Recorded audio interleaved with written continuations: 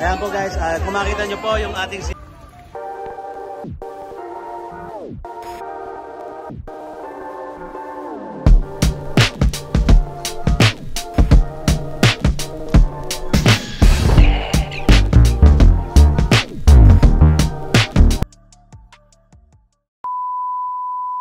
pambato po na si Oliver Tolentino po. It's a video.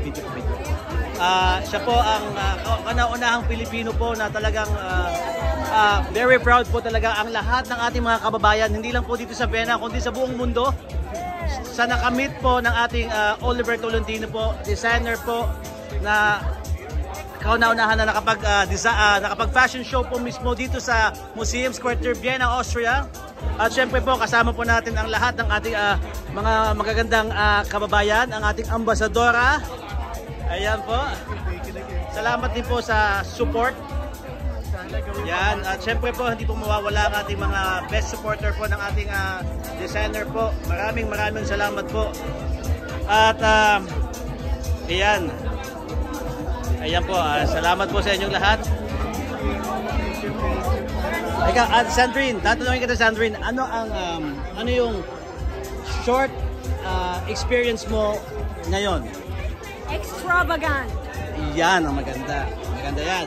Tanungin natin sa Timini. Timini, ano naman yung, hello? Hi. Ano po yung the best experience nyo sa fashion show ngayon ni Oliver Tolentino? All the designs and the materials are exquisite. Wow. I'm so proud of it. Oh, truly Filipino. Yes, yan po. Okay. Thank you. Thank you din po. Alright. Ayan, tanungin po natin ang ating mga tita naman dito. Tita, excuse me.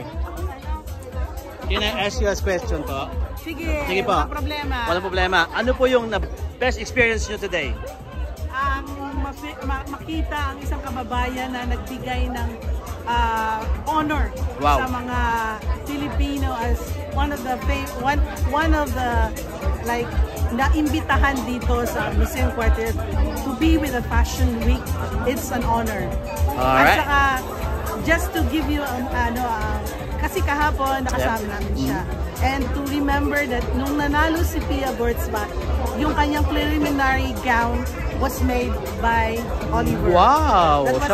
Siya pala ang gumawa. Yung red gown ni Pia. It's made of Oliver Tolentino. Yes. Wow! So that's one of the pictures, and I'm proud na nakita ko siya how he works and how the works was presented here. Proud Filipino, Pinoy galing. Yes, ayan po guys.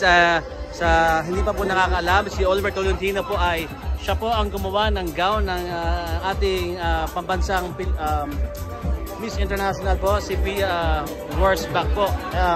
Hello kuya.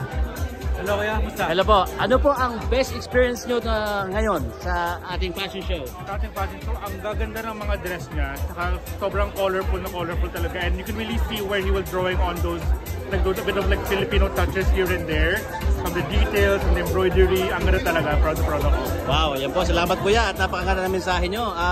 Sa mga ibang kababayan natin na gustong sumunod sa mga apak ni Oliver Tolentino, ano sa tingin nyo ang pwede nating i-message sa kanila?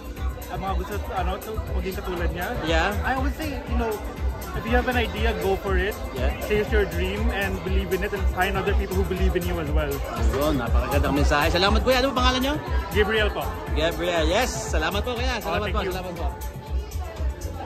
Okay, ayan po guys, marami pong mga tao dito. Ito po ay parang waiting area na lang po ng before and after. Pwede po dito mag-lunch po, pwede dito ng drink, wala pong bayan ng drink dito.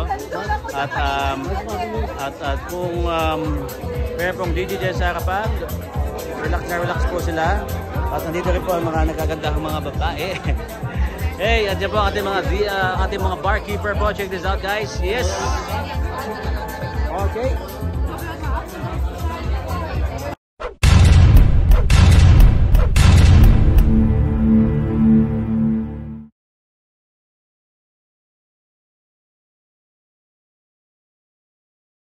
Mm-hmm.